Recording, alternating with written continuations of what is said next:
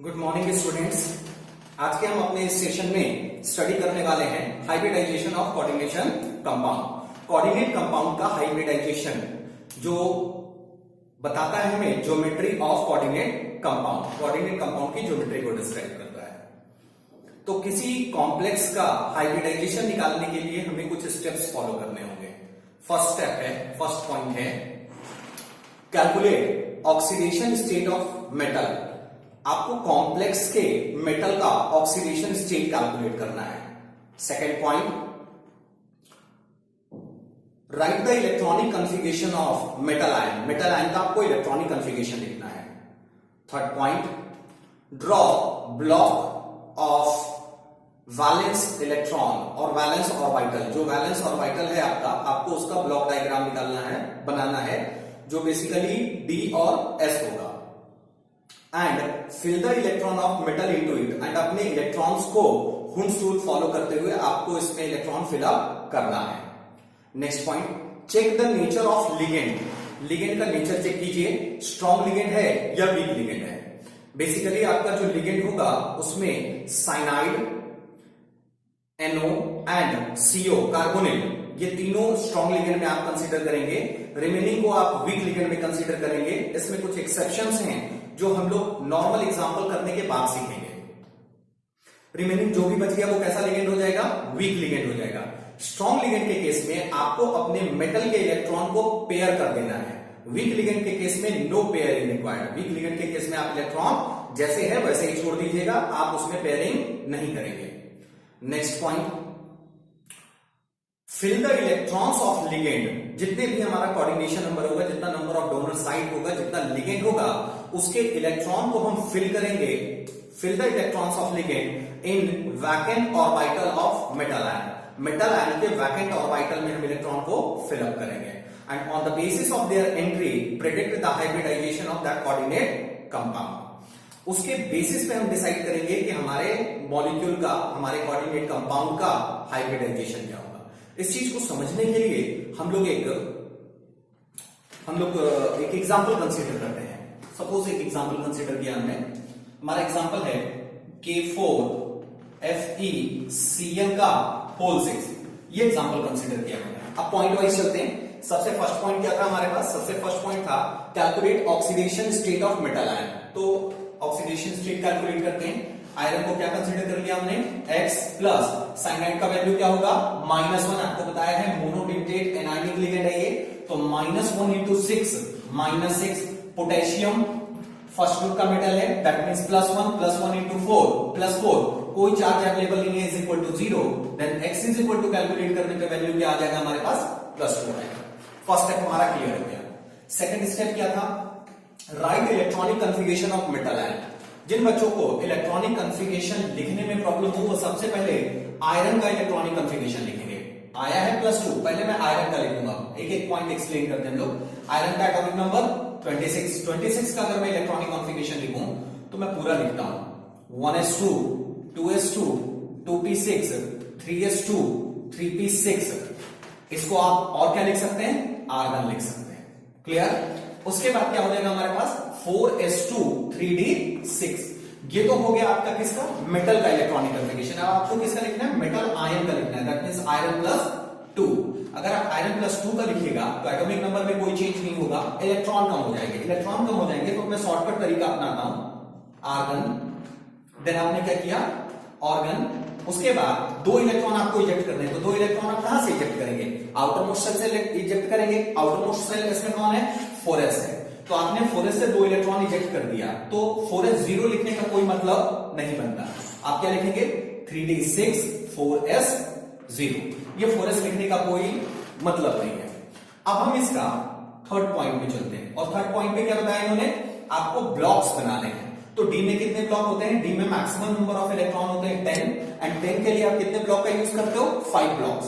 5 blocks, 5 block बना लीजिए आप इसमें। 5 आपने ब्लॉक बना लिए। इस 5 ब्लॉक में आपको कितने इलेक्ट्रॉन फिल करने हैं? 6 इलेक्ट्रॉन फिल करने हैं। तो 6 इलेक्ट्रॉन फिल करने हैं, तो सबसे पहले आप हर एक ब्लॉक में सिंगल इलेक्ट्रॉन फिल करेंगे एंड देन आप पेयरिंग करोगे। तो आई थिंक ये 3d6 हो गया। अब 3d6 थर्ड पॉइंट हमारा हो गया, हमने ब्लॉक बनाया और अपने मेटल आयन के इलेक्ट्रॉन को इसमें फिलअप कर दिया। फोर्थ पॉइंट आपको चेक करना है नेचर ऑफ लिगेंड।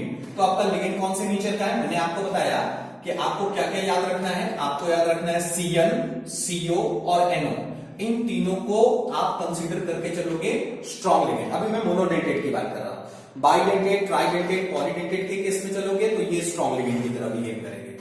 3d6 में आपने कहा कि स्ट्रॉन्ग लिगेंड है, दैट मींस पेयरिंग रिक्वायर्ड, तो हम पेयर बनाते हैं इसके। आपने जब इसके पेयर बनाए तो कितने पेयर हो जाएंगे, 1 2 3 4 5 3d6। आप जब इसकी पेयरिंग कीजिएगा तो एक इलेक्ट्रॉन तो अपने नॉर्मल स्टेट में ही पेयर है, लेकिन बाकी जो इलेक्ट्रॉन्स हैं under the influence of your strong ligand pair करेंगे। तो पेयर करेंगे, आपने कहा 1 2 3 4 5 6, ये हो गया आपका 3d, सॉरी ये हो गया आपका कौन सा लिगेंड, साइनाइड। कैसा लिगेंड है ये, स्ट्रॉन्ग लिगेंड है। अब हमारे पास अगर हम अपने लास्ट पॉइंट की बात करें तो हमारे पास कितना लिगेंड है, 6 लिगेंड है, और इन 6 लिगेंड के इलेक्ट्रॉन को हमको अपने मेटल आयन के वैकेंट ऑर्बिटल में फिलअप करना है। तो वैकेंट ऑर्बिटल में फिलअप करें, मैं एक बार फिर से इसको यहां बना लेता हूं। 3d6 में 1 2 3 4 5 6, 3d6 के बाद क्या होगा, 4s होगा, 4s के बाद क्या होगा, 4p। हमारा इतने में ही काम चल जाएगा। हमारे पास कितने लिगेंड है, 6 लिगेंड है। 6 लिगेंड आप फिलअप कीजिए मेटल में, 1 cyanide, 2 3 4 5 6। On the basis of their entry, अब मैं प्रेडिक्ट कर सकता हूं, on the basis of their entry अब मैं प्रेडिक्ट कर सकता हूं कि हमारे इस कॉम्प्लेक्स का हाइब्रिडाइजेशन क्या होगा। तो हमारा लिगेंड किस किस ब्लॉक में गया है, हमारा लिगेंड गया है डी में। डी में गया है तो सबसे पहले हमने डी में लिखा, कितने लिगेंड आपने फिल किए, इसमें कितने इलेक्ट्रॉन पेयर फिल किए आपने, 2, then it is D2, again S, then P3, then the hybridization of this complex will be D2sp3। D2sp3 इसका हाइब्रिडाइजेशन हो गया। फिर से एक बार समझेंगे। सबसे फर्स्ट पॉइंट था आपको उसका ऑक्सीडेशन स्टेट कैलकुलेट करना है। मेटल आयन का आपने ऑक्सीडेशन स्टेट कैलकुलेट किया, देन आपको मेटल आयन का इलेक्ट्रॉनिक कॉन्फ़िगरेशन लिखना है। मेटल आयन का आपने इलेक्ट्रॉनिक कॉन्फ़िगरेशन लिखा, आपको जो वैलेंस सेल है उस वैलेंस सेल का आपको ब्लॉक डायग्राम बनाना है। आपने ब्लॉक्स बनाए, मेटल के इलेक्ट्रॉन्स को इसमें फिलअप किया, देन आपने चेक किया कि आपका जो लिगेंड है वो स्ट्रॉन्ग है कि वीक। मैंने जो कॉम्प्लेक्स लिया है उसमें हमारा लिगेंड स्ट्रॉन्ग है, तो आपने कहा कि यहां पर स्ट्रॉन्ग के केस में पेयरिंग हो जाती है इलेक्ट्रॉन की, तो हमने इलेक्ट्रॉन की पेयरिंग करवा दी। इलेक्ट्रॉन की पेयरिंग कराने के बाद हमारे मेटल आयन में जो वैकेंट ऑर्बिटल प्रेजेंट हैं, वो वैकेंट ऑर्बिटल अपकमिंग इलेक्ट्रॉन्स जो लिगेंड से आने वाले इलेक्ट्रॉन है उनको एकोमोडेट करेंगे। अगर आप उनको एकोमोडेट करवाइएगा तो सबसे पहले जो आपका इलेक्ट्रॉन पेयर है वो डी ऑर्बिटल में गया, तो मैंने लिखा D2, फिर S में गया S, और P में 3 इलेक्ट्रॉन पेयर गए तो हमने लिख दिया D2sp3। एंड D2sp3 की ज्योमेट्री क्या हो जाएगी, D2sp3 की ज्योमेट्री हो जाएगी ऑक्टाहेड्रल। तो आपने यहां से ज्योमेट्री निकालना सीखा, ये क्या हो गया, ऑक्टाहेड्रल हो गया। अब देखिए, अब यहां पे 2 चीजें आती हैं, आपको समझना है इन चीज को। यहां पर जो स्ट्रॉन्ग लिगेंड आपने कहा ये लिगेंड है, ये लिगेंड 2 टाइप के होंगे, एक स्ट्रॉन्ग लिगेंड होगा, दूसरा वीक लिगेंड होगा। अगर स्ट्रॉन्ग लिगेंड होगा तो strong ligand inner orbital complex का फॉर्मेशन करेगा, इनर ऑर्बिटल कॉम्प्लेक्स का फॉर्मेशन करेगा। दैट मींस आपका जो हाइब्रिडाइजेशन होगा that must start with D, ये डी से आपका स्टार्ट होगा। लेकिन जो वीक लिगेंड होंगे ये आउटर ऑर्बिटल कॉम्प्लेक्स का फॉर्मेशन करेंगे, आउटर ऑर्बिटल कॉम्प्लेक्स का फॉर्मेशन करेंगे, और आउटर ऑर्बिटल कॉम्प्लेक्स का फॉर्मेशन करेंगे दैट मींस इसका जो हाइब्रिडाइजेशन स्टार्ट होगा, स्टार्ट विद S। अगर शॉर्टकट समझिए, अगर S से पहले हाइब्रिडाइजेशन में D का यूज किया गया है, अगर S से पहले हाइब्रिडाइजेशन में D का यूज किया गया है तो वो किसके अंतर्गत आएगा, इनर ऑर्बिटल कॉम्प्लेक्स। अगर S के बाद P और D का यूज किया गया है तो वो किसके अंतर्गत आएगा, आउटर ऑर्बिटल कॉम्प्लेक्स। क्लियर। अब इसको एक चीज और रिप्रेजेंट करते हैं क्वेश्चन में, वहां लिखा होता है वीक फील्ड या लो स्पिन और हाई स्पिन, तो ये हो गया आपका लो स्पिन और ये हो जाएगा आपका हाई स्पिन। आपने कहा सर ये लो स्पिन और हाई स्पिन क्या है, इसको थोड़ा एक्सप्लेन करते हैं हम लोग। इलेक्ट्रॉन दो अलग अलग स्पिन है, आप एक क्लॉकवाइज पढ़ते हो, एक एंटी क्लॉकवाइज पढ़ते हो, एक का वैल्यू आप पढ़ते हो +½ और दूसरे का वैल्यू पढ़ते हो -½ और जब आप इन दोनों को पेयर कर देते हो तब आप बताते हो कि इसका जो स्पिन क्वांटम नंबर है दैट इज 0। क्लियर? अब यहां पे आपने कहा इलेक्ट्रॉन हमारे कैसे हैं, पेयर्ड हैं, मेटल आयन के भी इलेक्ट्रॉन पेयर्ड हैं और जो लिगेंड से इलेक्ट्रॉन आ रहा है वो भी कैसा है, पेयर है। तो अगर ये इलेक्ट्रॉन पेयर है then +½ and -½ will be 0, +½ -½ will be 0। तो क्या आपको यहां पे स्पिन मिलेगा? यहां आपको स्पिन नहीं मिलेगा। तो स्पिन नहीं मिलेगा तो आपने कहा कि इसको हम क्या कहेंगे, लो स्पिन। लेकिन अगर अनपेयर्ड इलेक्ट्रॉन प्रेजेंट होता, अगर अनपेयर्ड इलेक्ट्रॉन प्रेजेंट होता तो हम उसमें स्पिन उसका बता सकते हैं और उसके कारण वहां पे ज्यादा स्पिन देखने को मिलेगा आपको। तो आपने उस टाइप के जितने भी कॉम्प्लेक्स होंगे सबको किसमें कंसीडर कर दिया, हाई स्पिन में कंसीडर कर दिया। अब हम दूसरा एग्जांपल देखते हैं, उस दूसरे एग्जांपल के बेसिस पे हम आपको बताएंगे कि कौन सा हाई स्पिन होता है। अभी हमने लो स्पिन का एग्जांपल देखा है, अब हम किसका देखेंगे, हाई स्पिन का। एक छोटी सी बात मैं आपको और बताना चाहूंगा, इसी हाइब्रिडाइजेशन के बेसिस पे हम लोग निकाल सकते हैं इसका magnetic moment. Magnetic moment, magnetic moment का फॉर्मूला होता है √n+2bm।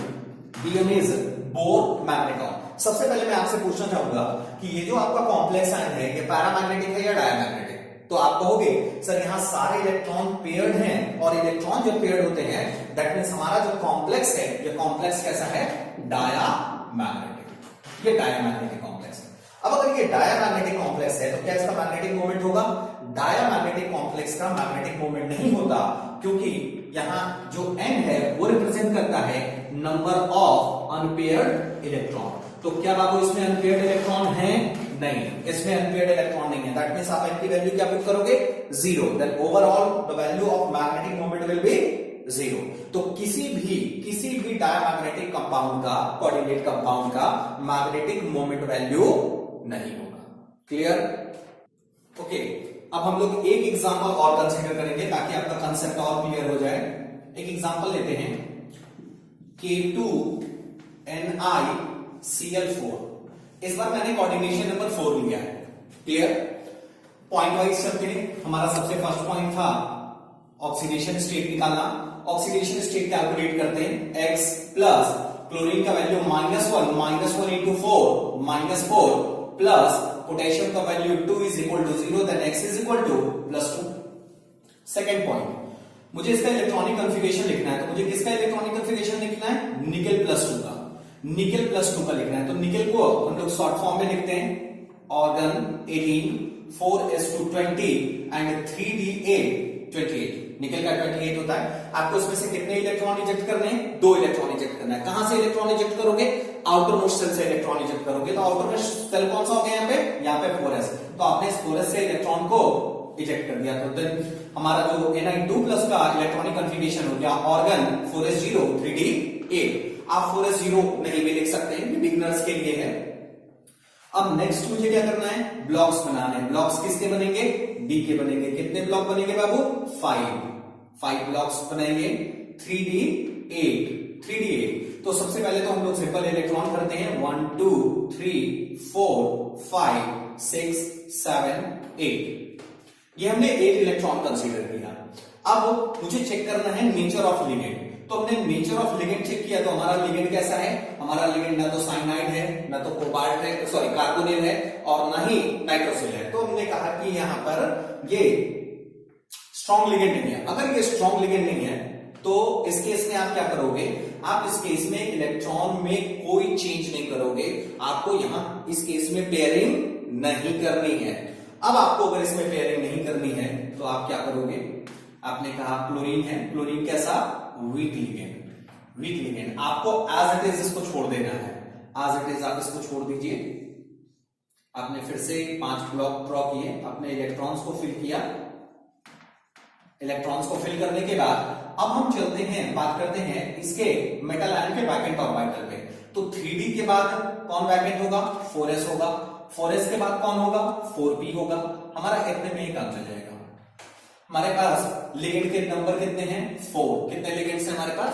4 इलेक्ट्रॉन पेयर्स हैं। 4 इलेक्ट्रॉन पेयर्स हैं तो डी में तो वैकेंट ऑर्बिटल है नहीं कि हम इसमें इंट्रोड्यूस कर दें। आप यहां सोचोगे कि सर यहां इलेक्ट्रॉन एंटर करते, तो आप ये नहीं कर सकते क्योंकि आप इसमें कौन सा इलेक्ट्रॉन डोनेट करवा रहे हो? इलेक्ट्रॉन पेयर डोनेट करवा रहे हो and one block contain maximum 2 electron, तो आप यहाँ पे इलेक्ट्रॉन पेयर डोनेट नहीं करवा सकते।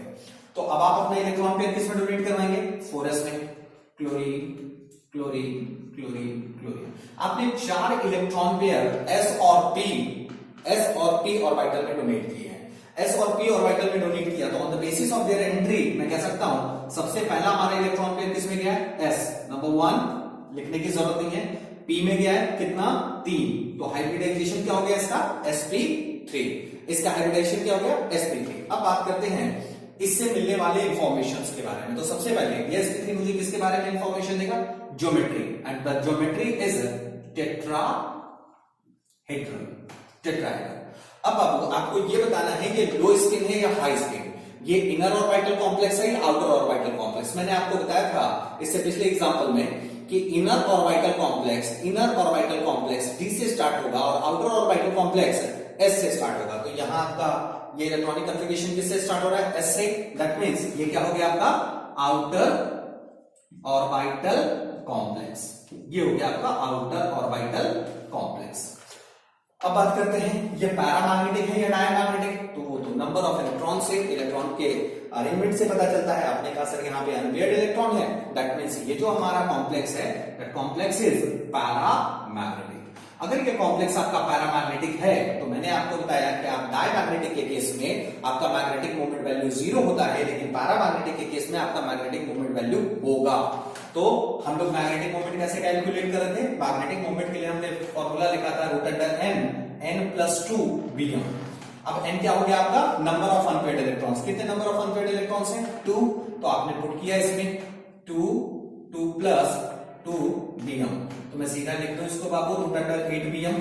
जब आप इसको सॉल्व कीजिएगा आपको रूट सॉल्व करने दे देगा। कई बार वैल्यूज जो दिए जाएंगे वो फ्रैक्शन में दिया हुआ रहेगा, आपको कुछ नहीं करना, आपको इसको सॉल्व करना आता है, बहुत अच्छी बात है। नहीं आता आप क्या करोगे? डायरेक्ट जो है वो अपना मैग्नेटिक मोमेंट किसके बेस पे लिखोगे? नंबर ऑफ अनपेयर्ड इलेक्ट्रॉन के बेस पे। तो कितने अनपेयर्ड इलेक्ट्रॉन है हमारे पास? 2 अनपेयर्ड इलेक्ट्रॉन है। आपको क्या करना है? जितने भी number of unpaired electron present हो उनमें 0.8 लगा दीजिए। ये एक जनरल वैल्यू है, तो 0.8 लगा दीजिए। तो क्या मैं इसको लिख सकता हूं 2.8 Bm। आपको जो क्वेश्चन दिया हुआ रहेगा उसमें जो ऑप्शंस होंगे वो ऑप्शंस कभी भी नियर बाय नहीं होंगे, मतलब एक दूसरे के नजदीक नहीं होंगे, वो हमेशा एक लॉन्ग डिस्टेंस मेंटेन करेंगे। तो आपने कहा कि मेरे पास नंबर ऑफ अनपेयर्ड इलेक्ट्रॉन 2 है, that means the value is near about 2.8 और 2.8।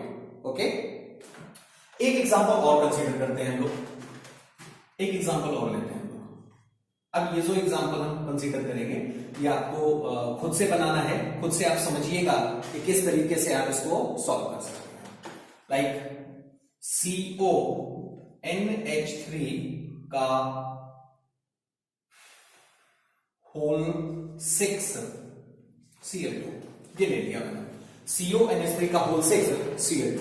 सबसे पहले क्या करना है आपको? इसका ऑक्सीडेशन स्टेट कैलकुलेट करना है। जब आप इसका ऑक्सीडेशन स्टेट कैलकुलेट कीजिएगा तो x वैल्यू आ जाएगा +2। अब जब +2 आ गया तो कोबाल्ट कितना होता है? कोबाल्ट हो गया आपका 27। तो कोबाल्ट के ऊपर हो गया +2 एंड 27 मुझे लिखना है। कैसे लिखूंगा मैं? Organ 18 4s2 3d7। आपने कहा 2 इलेक्ट्रॉन इंजेक्ट हो गए, that means the value will be 4s0। Clear? अब आपको ब्लॉक्स बनाने हैं। आपने ब्लॉक बनाया, ब्लॉक बनाने के बाद आपने इसमें अपने मेटल आयन के इलेक्ट्रॉन को फिलअप किया 1 2 3 4 5 6 7। क्या इसमें कोई चेंज करना है? मुझे नहीं करना। क्यों? क्योंकि मेरा जो लिगेंड है वो कैसा है? वीक लिगेंड है। तो आपने कहा ये वीक लिगेंड है, वीक लिगेंड है, दैट मींस कोई चेंजेस नहीं करना है, कोई चेंज मत कीजिए इसमें। जब आप चेंज नहीं कीजिएगा तो आपको रिमेनिंग वैकेंट ऑर्बिटल में अपने लिगेंड के इलेक्ट्रॉन्स को फिलअप करना होगा 1 2 3 4 5 6 7 3d7। इसके बाद क्या होगा हमारे पास? 3d के बाद 4s के बाद क्या प्रेजेंट होगा? 4p एंड 4p के बाद क्या प्रेजेंट होगा? 4d प्रेजेंट होगा हमारे पास। अब आपको इलेक्ट्रॉन फिल अप करना है। कितने इलेक्ट्रॉन फिल करने बाबू हमें इलेक्ट्रॉन फिल करने हैं 6 इलेक्ट्रॉन पेयर फिल करने हैं। तो 6 इलेक्ट्रॉन पेयर फिल करेंगे 1 NH3 2 3 4 5 6 क्लियर 6 हो गया। On the basis of their entry अब आप बता सकते हैं कि इसका हाइब्रिडेशन क्या हो जाएगा sp3d2 sp3d2। अब बाकी इंफॉर्मेशन में निकाल लेते हैं। तो sp3d2 की ज्योमेट्री क्या होगी ऑक्टाहेड्रल क्लियर। अब ये कौन सा कॉम्प्लेक्स है आउटर कॉम्प्लेक्स है या इनर कॉम्प्लेक्स है तो ये इनर ऑर्बिटल कॉम्प्लेक्स है इनर ऑर्बिटल कॉम्प्लेक्स। और अगर ये इनर ऑर्बिटल कॉम्प्लेक्स है तो लो स्पिन है या हाई स्पिन क्या इसके सारे इलेक्ट्रॉन पेयर हैं नहीं। अगर इसके सारे इलेक्ट्रॉन पेयर नहीं है दैट मींस के स्पिन शो करेगा और स्पिन शो करेगा तो आप इसको किस में कंसीडर करोगे हाई स्पिन कॉम्प्लेक्स में। ये आपका कौन सा कॉम्प्लेक्स हो गया हाई स्पिन कॉम्प्लेक्स। अब इसके बाद हम बात करते हैं इसके मैग्नेटिक बिहेवियर की। मैग्नेटिक बिहेवियर की बात करें तो नंबर ऑफ अनपेयर्ड इलेक्ट्रॉन्स हैं अनपेयर्ड इलेक्ट्रॉन्स हैं then this compound is paramagnetic. आपने कहा ये पैरामैग्नेटिक कॉम्प्लेक्स। अब पैरामैग्नेटिक के बाद आप इसका क्या कैलकुलेट कीजिएगा मैग्नेटिक मोमेंट। मैग्नेटिक मोमेंट के लिए मैंने आपको क्या बताया एक तो फॉर्मूला का यूज करेंगे। अगर आप फॉर्मूला का यूज नहीं कर रहे तो डायरेक्टली आप मैग्नेटिक मोमेंट में नंबर ऑफ अनपेयर्ड इलेक्ट्रॉन लिखिए। Number of unpaired electron will be 3 and इसमें क्या ऐड कर दीजिए 0.8। तो the magnetic moment value of this complex will be near about 3.8 BM। Clear. I hope आपको ये कंसेप्ट क्लियर हो गया होगा। अब हम लोग एक्सेप्शंस की बात करेंगे।